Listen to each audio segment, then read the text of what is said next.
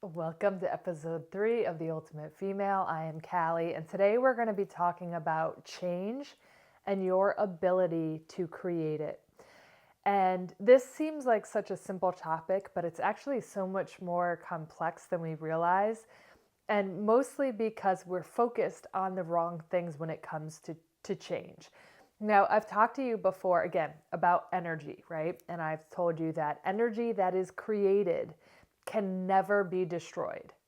The only thing that can happen is you can transmute or change that energy into something else. And it wants to change. Like energy wants to move, it wants to transform, it wants to do all these things. And I had actually done a post about this and basically saying how every 7 to 10 years I change into a different version of myself. And someone had actually messaged this morning and said that they had rewatched that message and they were finding themselves in a similar situation where they were in a completely new energy. They were changing career paths and how exhilarating it was, and how they rewatched my message about that and how helpful it was. So I wanted to get even deeper into it because and that's how fun it should be. That is what change should be, right? But I am someone who has changed interests, personalities. I'm always the same person. Like my foundation, my beliefs are the same, but I change things I'm interested in. I just flow with the energy that I'm in. And so I've experienced the effects of someone who's gone through a lot of changes and how that plays out so many times in my life. And I'm at the point where I really don't consider like anyone or anything when I do it. I just do it. It's just me, right? It's just for me. But I think that often the one of the hardest things, and people I work with and I speak with about change, and one of the first things they always say to me is, but what will people think?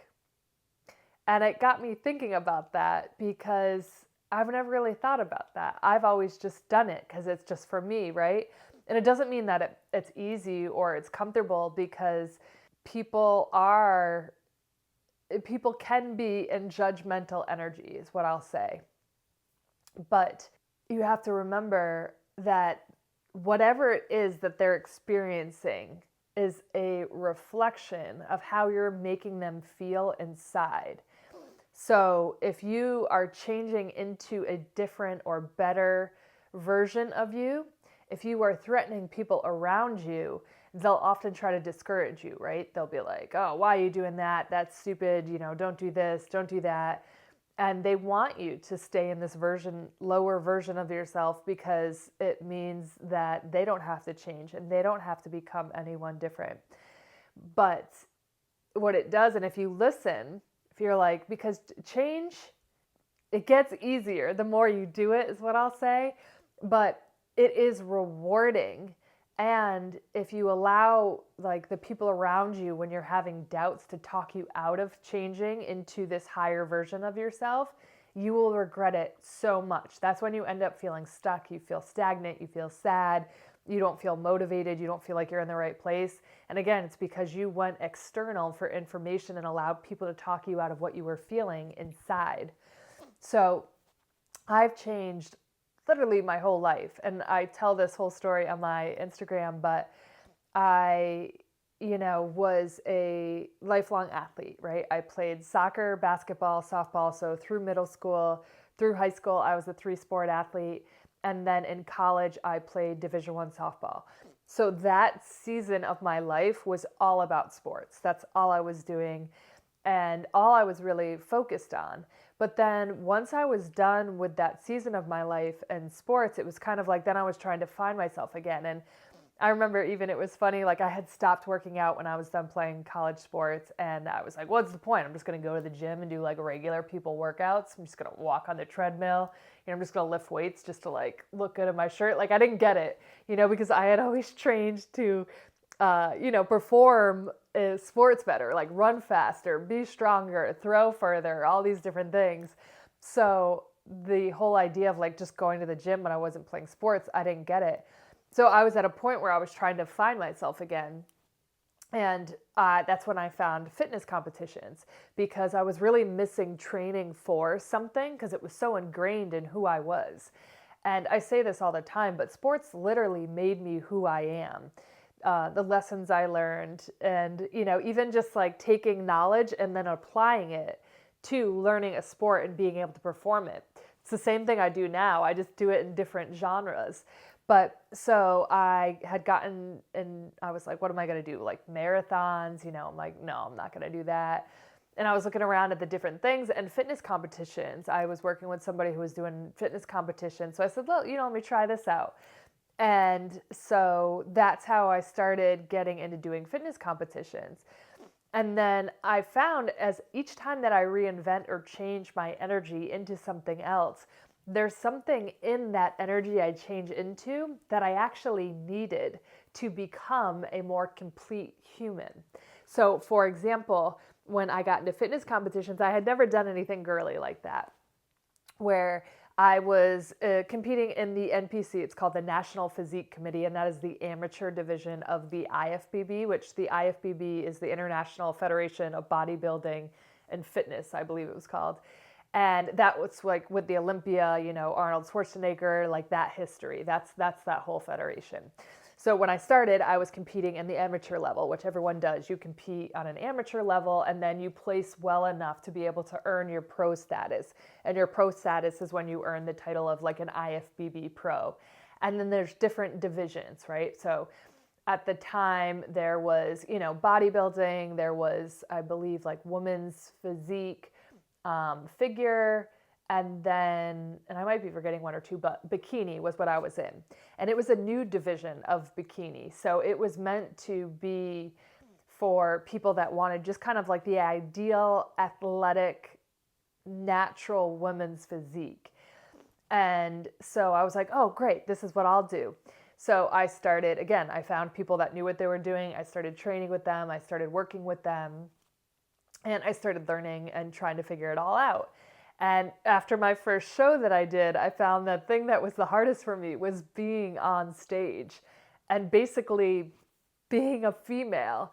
And it made me realize how really the majority of my life playing sports the way that I did, which I loved more than anything, massive tomboy, I was all in my masculine energy. So I was never exposed to, dancing, doing anything on stage, singing, like any of these feminine things. So when I had to go on stage for these fitness competitions, it was so foreign to me and so uncomfortable that I don't like using the word hate, but I strongly disliked being on that stage. And, I'm in clear heels, I'm in a sequin bikini, and, I've got, what did I do? I think I had clip-in extensions, all the makeup, the tan, the jewelry, the hair, like everything. It was full on. So I had gone from like cleats, hats, uniforms, gloves, all these things, to clear heels and bikinis and sequins. It was polar opposites. And I remember everybody was like, what are you doing? And like my whole family, of course, that was finding out like secondarily was all like, what's Callie doing, right? Even I had remembered, it was funny, one of my cousins had actually tried to kind of to sabotage me a little bit with one of my grandparents and showed him a photo of me on stage, like in the whole bikini and the heels and everything without any context, and was just like, oh, hey, look what Callie's doing. And they were trying to make me look bad because I was doing something that was completely different that anyone in my family had done. Now, I grew up in a family of, again, a lot of doctors, a lot of medical professionals, a lot of people who were well educated, and they all did things a certain way. And then along comes Callie, right? And here I am spinning around on stage like in bikinis and clear heels. And so I took a lot of flack for that. And a lot of it got back to me, what people were saying and how they were behaving. And the funny thing was, when my cousin showed that to my grandfather, it actually was one of the things that brought me and my grandfather closer, because my grandfather, who was at the time, I think he was like late 80s, early 90s, and then he came to me because we used to do like a lunch together every week, and he was like, Callie, what's this? So and so showed me this. What's going on? And I give my grandfather so much credit in this situation, because out of this, all these people who were judging me for what I did, he was the only one, actually, two people. But he was the one who came to me and said, hey, what is this? What are you doing? And asked for an explanation instead of just judging me for it and talking about me behind my back, right? So I explained to him, hey, like, Pa, this is what I'm doing. I'm competing in these fitness competitions. I explained it just the way you did, just the way I did to you. And I said, like, we eat a certain way, we train a certain way, I'm learning how to like build my body to look a certain way, I'd never done that before. And then as I started explaining to him, and I said, and then we get on stage and we present to the judges, basically the physique that we've built, and then it goes along with the presentation, right? So the look you've created with your aesthetic, with your hair, the color of your bikini, right? And then even your walk, like, so your walk out there, everybody has their own swag, their own style.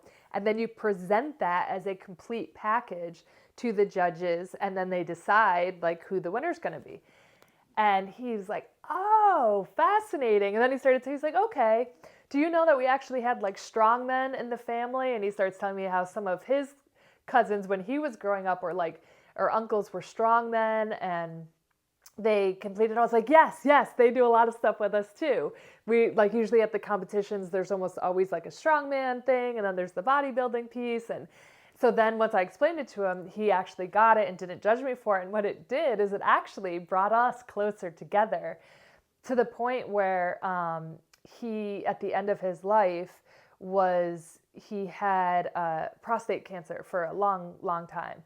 And at the end of his life, it was manageable. It wasn't affecting his life, but at the end it started spreading into like his hip and low back. And he thought that his glutes were getting weaker. So he actually called me one day because he wanted glute tips and he wanted exercises that I could give him, because again, as a doctor, he knew, oh, if I have low back pain, that means that my glutes are weak. So he was like in his early 90s asking me for glute tips so that he could make his low back pain, go away. But of course, come to find out, it was actually the cancer spreading. It wasn't that. But so that instead of judging me for that thing, he actually came to me, communicated with me, and it brought us closer together. So that's the very thing that change does, right? Because when you become a new version of yourself, which is what you're doing, because again, energy that is created can never be destroyed. You can only change or transmute it into something else, right? So when you do that, you become a new version of yourself. You basically give yourself an upgrade. So the versions of the people around you who are no longer aligned with the new you will judge you and fall away, because essentially what you're showing them is a mirrored back reflection of their own self. It makes them insecure. It makes them feel a certain way. And your change threatens them because they're not doing it. So they'd rather, again, prevent you from it, when it has nothing to do with that. Like, let them fall away, let them, run their mouths, whatever they're going to do. But the people that are aligned with you, like my grandfather who came to me and that brought us closer together, and it gave us, again, he was basically aligning with the new version of me. So we were a vibrational match. And that's what happens when you change. The people that are currently and things that are in your life may fall away. But those who want to join you on your journey and are on their journey, they'll become more of a vibrational match for you, which is really cool. So I took so much flack for that from, my family and friends and people that, like I didn't know and all these things. And again, it would always get back to me of what people were saying and doing. And I remember, at the time, because that was one of the really big ones, it did hurt a little bit. It is not fun to find out that people are doing and saying those things where you're like, I'm just living my life. I'm not hurting anyone. I just thought this would be cool to try and I'm doing it. Like, I don't understand what the problem is. But that's just how insecure people are of their own selves, right? That they have to project that onto you. So that really gave me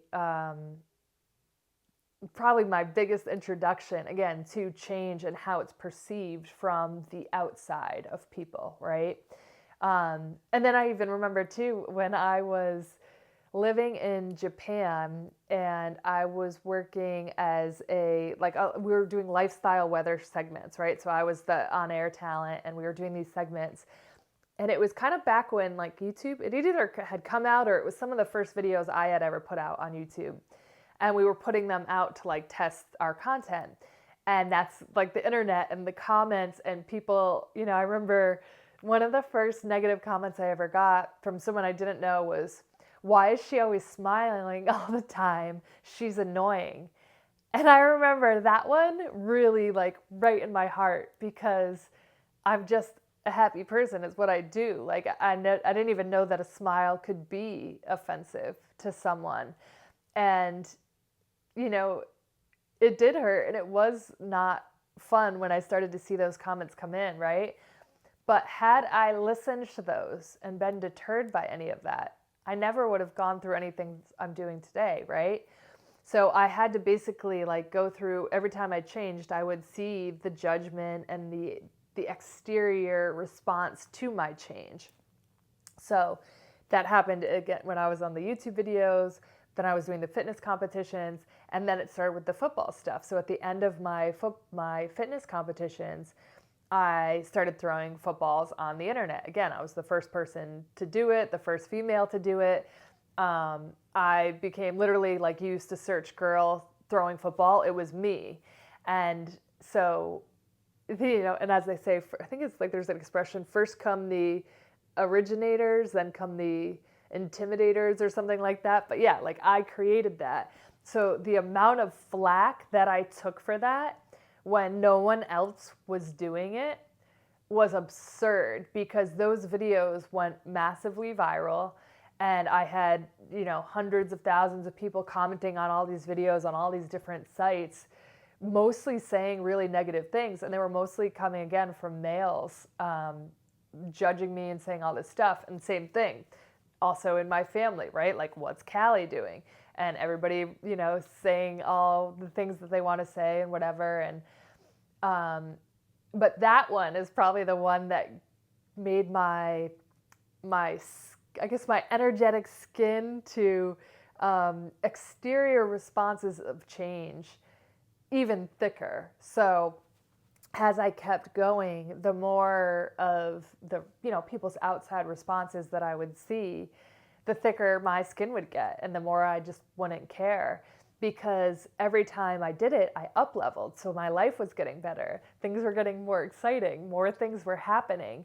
And so when you start getting those rewards, the people over here that are just, it's like the chatter of what will people think, blah, blah, blah, blah, blah. That's kind of what it starts to sound like.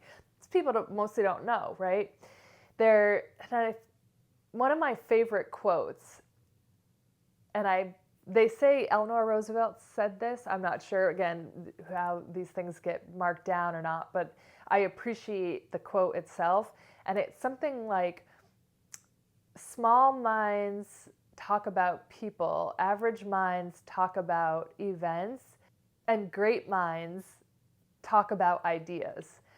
And I've always been an idea person. Like, I think it's fascinating to notice human behavior, I've always been into like psychology in a certain way, and now I realize it's also like neuroscience and quantum physics and all these different things that I find fascinating to talk about and discuss. That's always been me. I've never really cared to talk about people, and the only time that I do talk about people is to like acknowledge or witness the behaviors and the patterns and things, right? It's always from a perspective of, ooh, that's interesting. So it's the same way with people, right? Most people just want to talk about other people. So if you're the one that keeps changing and doing all the interesting things, they're all going to be over here talking about you, right? Because that's what most people do. But don't worry about it, because the rewards that you get from changing and following your own path massively, massively outweigh what will people think?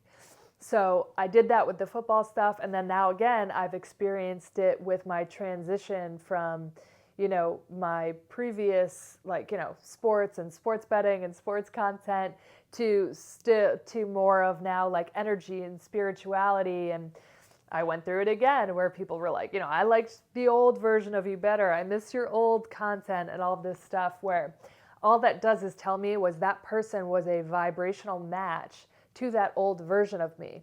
The people that are saying how much they enjoy my content now and they love what I'm doing, those people are a vibrational match for the new me and where I'm going.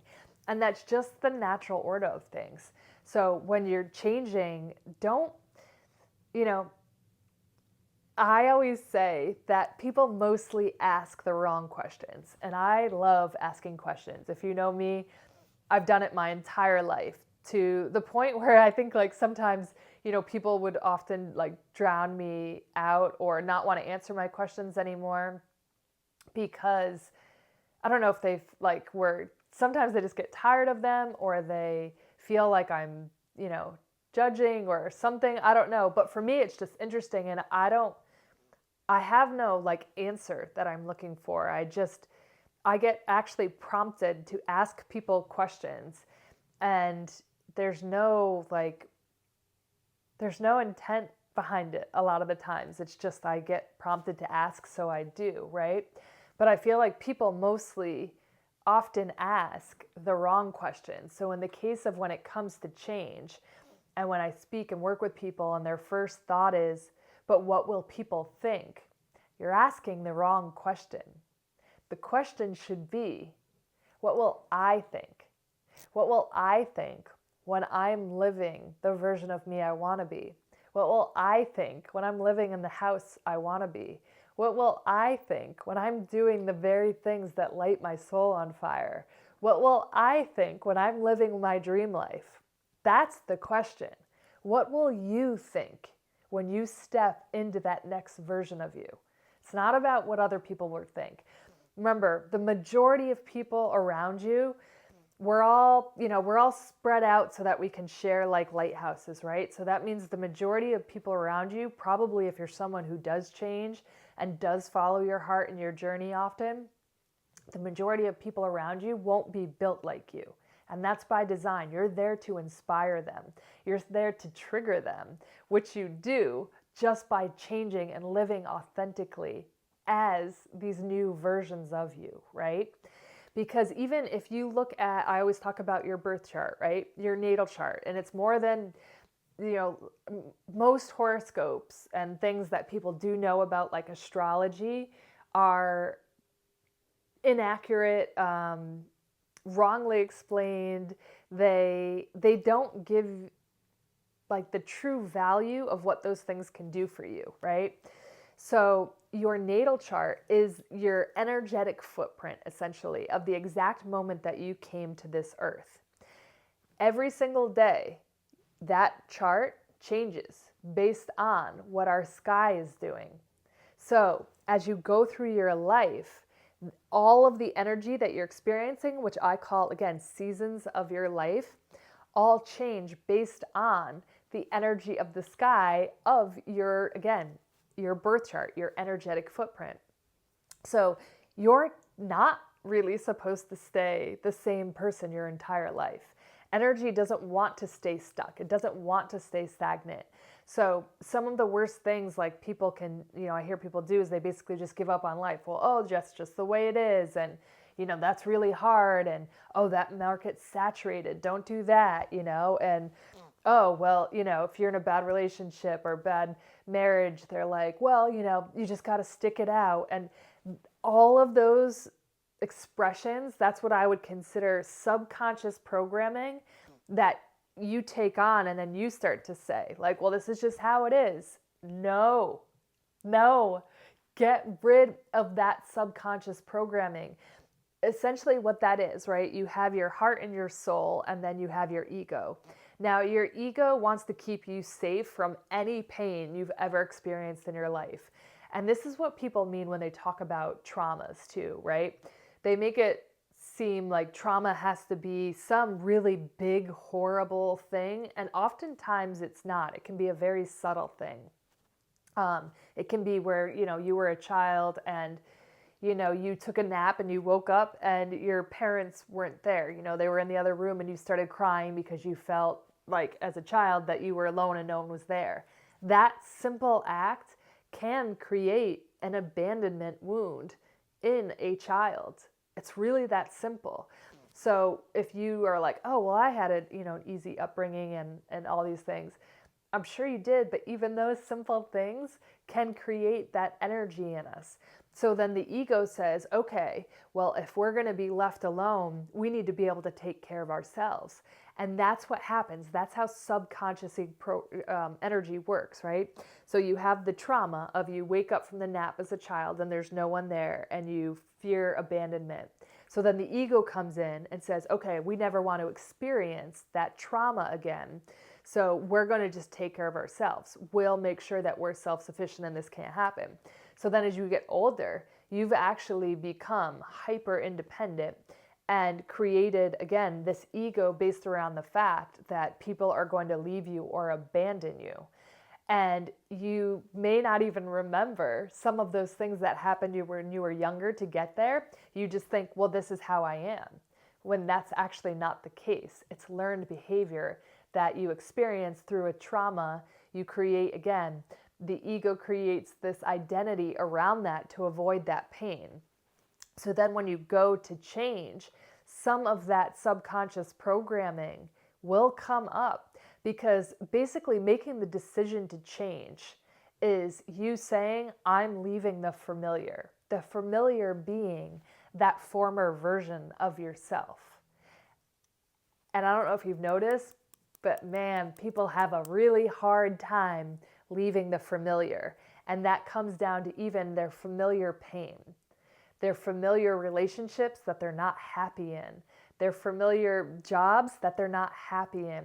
All of these things that are familiar that you don't like, for some reason, people have such a hard time leaving the familiar to create the new where the happiness is, where you've attached yourself to this. So it's like, and I've seen this firsthand, and it's wild. People will literally, it's like it is essentially creating your own prison, because the fear that you have for the unknown, the new, the change can sometimes be greater than the fear of staying in the pain that's familiar, that you already know, the unhappy relationship, the unhappy job, whatever it is.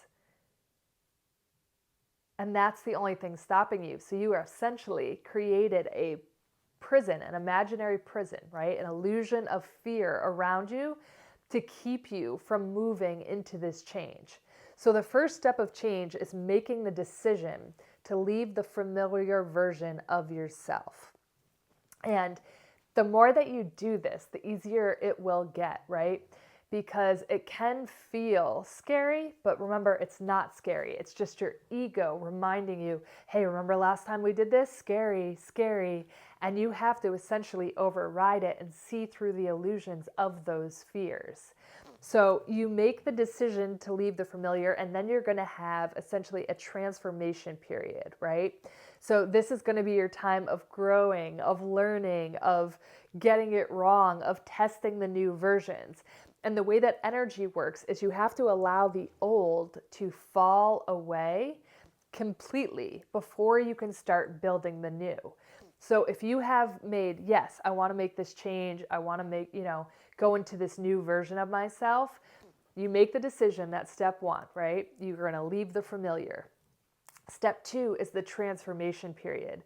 And this transformation, depending on how big of a change you're trying to execute, it can take 6 months. It can take a year. It can take 2 years. If you want to get on the highest timeline of your life, you have to allow everything up until this point in your life to transition, to fall away, to change, to grow, to learn, right? Growing pains. That is the transformation period of change. You have to allow that to happen.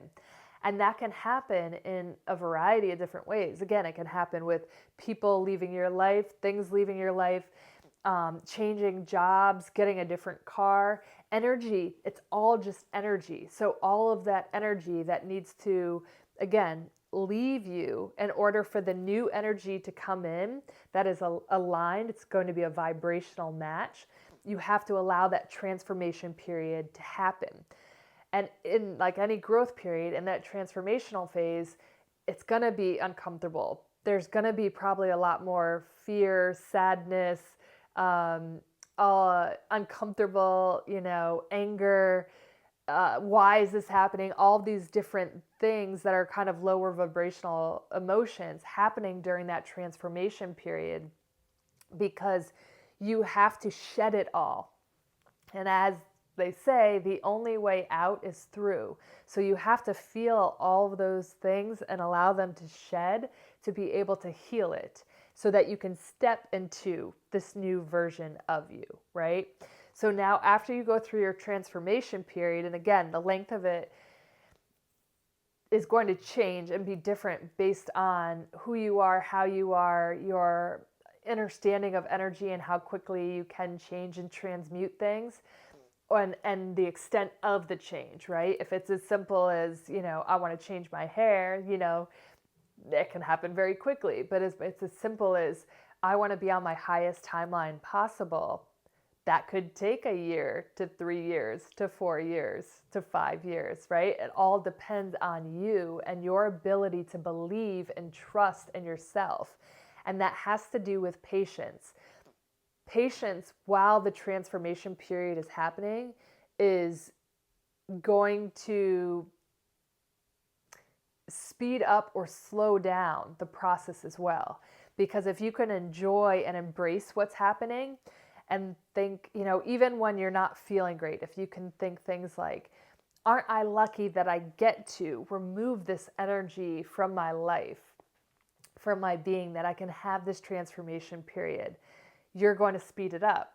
But if you're like, God, this is terrible, this is, why is it taking so long? Where is it? Why isn't my new life here? All these things, you're going to slow it down because you're trying to speed up nature, right? It's like you can't rush the seasons of the earth. They just happen on their own. You can't rush a flower blooming. It just blooms when it's ready. And it's the same with change. You can't rush it. You make the decision, you go in the transformation period, and then you just allow it to happen and unfold naturally. The more you try to control or resist or lack patience for, the longer that it will take. So, and then you'll go into your new beginning phase after the transformation period is over, right? And that's when you start building the foundation for this new version of you. And that's when it gets fun, right? Because you're like, okay, you can start feeling all the good emotions and the good vibes, and everything's flowing the way, you felt in these older versions of you, right? When you were in your prime.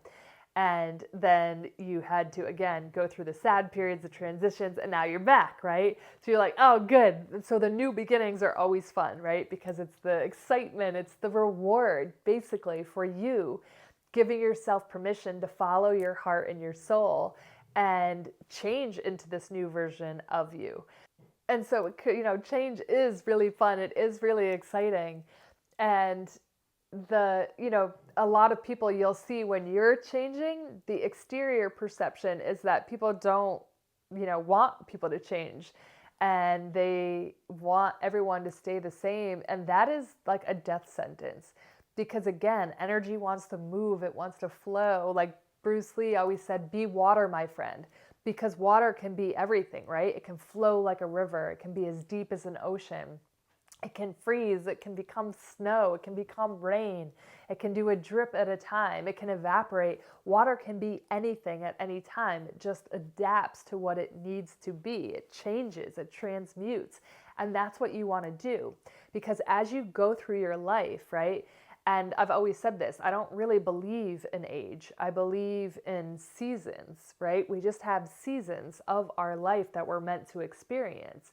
So you're not supposed to stay the same person that you were 10 years ago, 5 years ago, 20 years ago, right? You want to keep evolving and changing because that's the fun of life, to lean into like these new versions that you have yet to create. And they're all building blocks. They just build off, who you were. Because again, ultimately, yes, I've done so many different things in my life and changed so many times, but I'm always still the same on the inside. Like, I still have the same, like my loyalty and the way that I love and, the joy and like how I experience those versions of myself, though they're different versions, I experience them all like through the same way. So it's like you're not just becoming like throwing everything out, right? It's like divine order is what I will call it. So throughout your seasons, you're collecting these pieces of energy, right? Or character traits that essentially make you who you are, and they're building blocks. So every season you pick up more energy, right? So for example, like when I was in the majority of my, childhood and school and all of that, I was in my masculine energy, playing sports and doing all these things. And then when I got into the fitness stuff and, like the magazines, and I was being able to express this feminine energy of myself that I had never experienced. And it was so uncomfortable to me and so foreign, but it made me become a better female. So I already had my masculine energy down, right? Now I was working on my feminine energy. And then when I was done with it, now I had both, more masculine and feminine energy, which is what we want, right? That's actually yin and yang. So yin and yang, right? The black and white circle with like, they kind of look like teardrops with the little circles inside. That is the visual representation of masculine and feminine energy in perfect balance. That's what it wants, and that's what it wants us to be. So now apply that to you, right? Start looking at your life and thinking the different seasons of your life, what you learned, what you took away, what you gained, by going through those seasons, and how that helped you in the next season of your life, because they're all building blocks. So, I talk to people all the time and they'll say things like, it's too late, or, biggest mistake of my life, or these very like definitive beliefs or statements that they're saying. And I couldn't disagree with those more, because I don't believe in mistakes. I don't believe in, the finality of things. Remember, everything is just a lesson. So if you are at a season in your life where you're looking back and you think that something was a mistake, you haven't fully looked at it with the right lens yet of like reflecting of what did I learn from that situation? Because I guarantee you learned something from it. Because often it's just the ego saying things like, that was a mistake, right? Where if you ask your heart and soul, you may say, for example, it was a relationship where you were giving more than you were getting, and you knew it, right? You were trying to fix someone, right? And you finally, they kept probably violating your boundaries, and it didn't end well for you, right? They maybe disrespected you. So your ego thinks that was a big mistake. But what did that teach your heart and soul? It taught you where you were actually undervaluing yourself. Because if you are honest with yourself and you look back to the beginning of that relationship where you saw the red flags, or you saw the places where you were, maybe bringing yourself down a few notches, or dimming your light a little bit to make someone else feel better about themselves, and then they came back and it bit you in the butt, so to speak, that what you were doing was you were actually making yourself less to make someone else feel better. That's the lesson that you had to learn. And that is no mistake. That was God showing you firsthand to know your value. So how could that ever be a mistake? The ego thinks it's a mistake because the ego might still be like, struggling with, oh, well, if I was never with them, that never would have happened and whatever.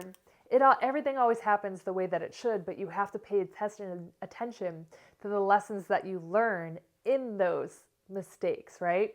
That was no mistake. That was you learning where your value was, and that you were playing small to make someone else feel better. And God came around and had that person teach you a lesson of where you needed to step up and not lower yourself down to be in a relationship, right? It was basically you were looking for something that was beneath you. And that was the lesson. So then as you moved into the next season of your life, you probably learned that lesson and hopefully didn't start dimming your light, right? Because often I'll talk with people and I'll work with people, and I see this all the time where they talk about how they keep attracting the same kind of person, right? And they're like, oh, I want to meet someone and I want to get married. But meanwhile, they keep attracting emotionally unavailable people, and they repeat the same cycle, probably have a relationship for a year or two, and then it ends, and then they repeat the same cycle with someone else. It's because you're not learning the lesson. The lesson is ultimately, too, that you actually have some emotional unavailability in you. That is why you're attracting that in, and you have to sit with that, and you're probably dimming your light to be around people because that's how badly you think you need to be in a relationship. And that's, again, it's such a tricky thing because the subconscious programming that gets put in everyone that if you're not with someone, you're not in a relationship, that there's like something wrong with you, that's some kind of red flag, when that couldn't be further from the truth. God didn't make us to be with everyone. Like, that's not, we have certain people that are vibrational matches to us, and you might not find that every day. So why would you be in a relationship with someone? Why would you dim your light to be with someone who's not a vibrational match to you? Because you know what's going to happen. You're going to be in that relationship where you're not happy and you're lowering yourself to be in it. And you'll meet someone who is the vibrational match. And often that's when people don't have the courage or the boldness to be able to get out of a relationship before getting into a new one. And that's often how people start cheating. And I find in the work that I do, the majority of people in relationships are not happy. They are not whole people. They are not fulfilled people. They are just in that relationship often too to like wear a mask because they want to just, oh, yep, I'm in a relationship, everything's good. I'm in this family, I'm married, I have kids, all this stuff, and I'm great, when that couldn't be further from the truth, especially in today's day and age. Because again, you've been conditioned to believe that that's the version of you that's most accepted by society. When, as I always say, there's so many ways to live your life, and it's your life. And that's why you have to live it first, not for other people. So again, don't ask the wrong question of what will people think. The question is, what will I think? What will you, and if you're not, I can't see the video, if you're just listening to this on audio, it's what will you think? What will you think, the person listening to this, when you're living the life that you want? When you're in the version of yourself you want to be in? When you're as happy as you could be because you decided to make that change. You decided to leave the familiar and go to the unknown and create a new version of you, a new life of you. That is the question. And the answer to that, as someone who's done this multiple times in my life, is you will feel fucking amazing. And I'm sorry for swearing, but that is how you will feel. You will feel absolutely amazing. You will feel unstoppable. You will feel connected. You will feel fulfilled. You will feel bliss. You will feel joy. You will feel all of these incredible things once you get through to that new beginning. Remember, the transformation period it's uncomfortable for everyone. When I was going through a lot of my transformation periods, because, I would be doing something and then I'd be doing it for a few years, and then I would start to feel like the excitement of it, the joy was starting to go away, and things would start to get boring for me. Like, it was starting to get boring for me throwing footballs for a long time. But I would keep doing it because it was what people expected and what was making money. But it was getting boring for me. It was not fulfilling my soul anymore. And then I didn't know what the next thing was yet, too. That's the other thing. It's like you have to get comfortable creating and taking the next step sometimes without seeing the full vision, because that's the trust and that's the belief in yourself, right? Which you have to have in order to step into. It's kind of like the visual that I would give is, because people always ask me this, they're like, did you ever think you would be here, 5 years ago, 10 years ago, doing all this? Up until this, again, these last 4 years of my life where I've become more conscious, everything I've ever done in my life, I never imagined when I started doing some of those things that I would end up where I was, right? So like, for example, when I started playing softball, in middle school, I didn't think that I would be playing softball in college, right? And then when I started throwing footballs on the internet, I was just doing it because it was fun. I didn't think that I would go viral for it, and then be, filming in Yankee Stadium and traveling to different countries. When I started competing in fitness competitions, I didn't think that I would be on magazine covers. I just started doing it because I thought it was fun and interesting to learn. So I just followed the fun and trusted myself that I was doing something that was worthwhile for me. And it's that simple. A lot of people will be like, well, what's the point? Or, what are you going to do with it or whatever? I never knew. I just did it because it felt good to me. And then the more I did that, the more I would be rewarded for it.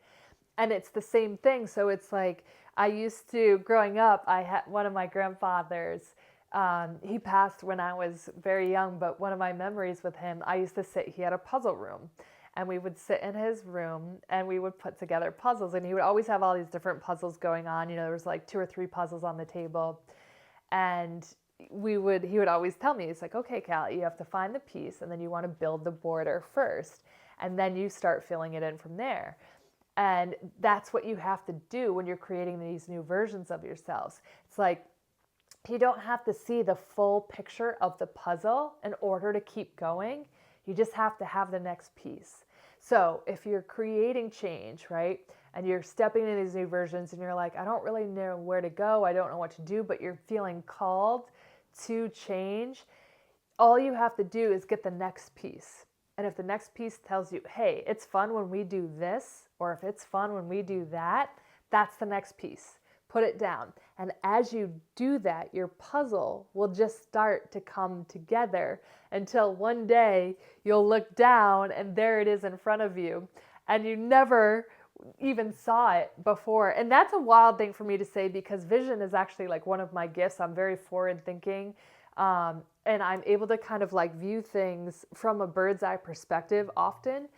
But a lot of the times when it comes to like my own things and making it about me, I'm blocked from it. I can't see it. So it's like, because you have to trust and believe. And the more that you do that too, the more confident you'll get in your ability to create your own puzzle and create your own reality just by trusting piece by piece. And I think that is one of the biggest like takeaways that you should have from this, like as you're building your puzzle of change, right? Because a lot of people, they're like, we get so wound up in our own worlds, it's like we don't even know how to get out of it. You just have to have enough trust and belief to put in the next puzzle piece. Just start small and little becomes big. So each little piece that you put in that puzzle, it's going to become big by the end. And it's like sometimes like it's like along the way, the way becomes clear when we start. And it's just giving yourself the courage and the ability to start to say, yes, I want to change, is what will literally change your entire life.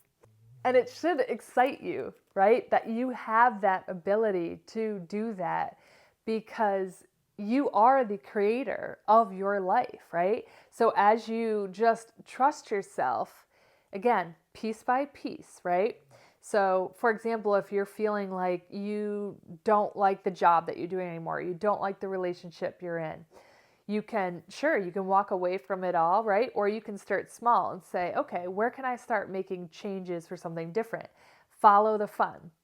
Find the things that light you up.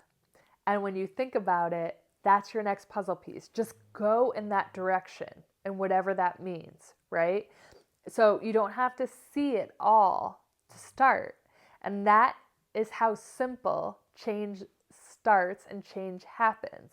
When you do it too, again, you will be rewarded for becoming this more authentic version of yourself. Because remember, every second our cells are changing and turning over, which means you are already becoming a new version of you every second. So at any second, you can decide to change because you already are. It's the holding on to of like old stories and old versions of who you are and who you're supposed to be that will keep you stuck. While your body doesn't even stay the same. So why would you? So give yourself the permission to explore those like urges and those intuitional hits that you get, because those are, when it comes to when you're dealing with the soul and you haven't connected with your soul often yet or throughout your life, right? If you're someone who hasn't, the ego is loud. The ego will keep you from doing everything if you let it, because again, it's trying to avoid any kind of hurt or pain or abandonment or whatever it is. So it's very loud, and people around you even louder. The soul whispers. And that's why it's so easy to overlook, because it's so subtle. So you have to listen to the whispers of your intuition, saying things like, I don't want to be here anymore. I don't want to be in this relationship. I don't want to be in this job. I don't want to be doing whatever it is, right? And then you have to lean into that and trust it. Because if you want, and again, when you change, you up level. We all have a different frequency, right? So consciousness, essentially, right, is your frequency. And your frequency can change. It can go lower, higher, all these things. But when you choose a newer, better version of yourself, you're raising your frequency. So you're essentially raising your consciousness, right? And as you do that, as you raise your frequency, you get rewarded. You get happier. You get better experiences. You get better jobs. You get better relationships. You get better everything when you choose to become better version of yourself. And yes, again, there's going to be uncomfortable periods where you have to, again, shed the old energy. And remember that everyone here is on their own journey. I think oftentimes, too, a lot of people are living their lives based on what they think they're supposed to provide or do for other people. They're like, well, I've got to be there for this person or that person, or do this, or I owe it. And those are nice beliefs and thoughts. But remember, it's your first name. It's your first name, which means that you have to live your life first, not for anyone else around you.